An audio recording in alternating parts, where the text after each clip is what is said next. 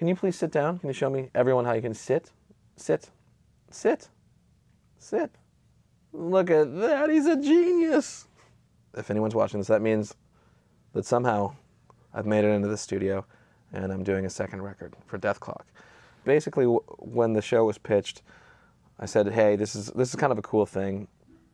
To kind of have a show that revolves around a band, and if there is music in every single episode, I can kind of collect all that music and put it all on a record, elongate it, make sure it's like the actual length of a song, and kind of make it be its own world and live outside of the TV show, and have a connection, but also be able to be a separate point. So if for some reason the show were to ever go away, I could kind of keep this entity alive. It's a lot cheaper to make a record than it is to make a TV show.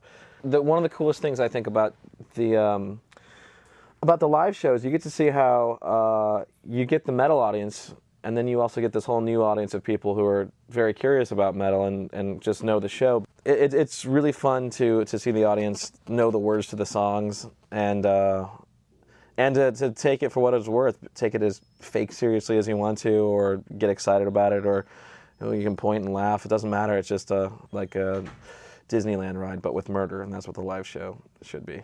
If I had it to do over again, I wouldn't make Squiscar Squigalf the fastest guitarist alive. I'd make him the slowest, most tasteful, sloppy guitar. Like, with a little bit of edge to it.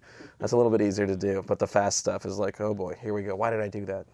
Yeah, I've written some stuff that just doesn't sound Death Clock enough, and I try to find out if I can make it heavier. And then sometimes you put that grumbly voice on top of stuff and double kicks, and it all sounds like Death Clock anyway.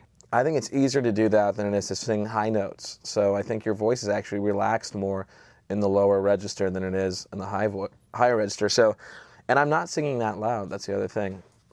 Thank you. Oh, sorry, my dog took the lav mic off.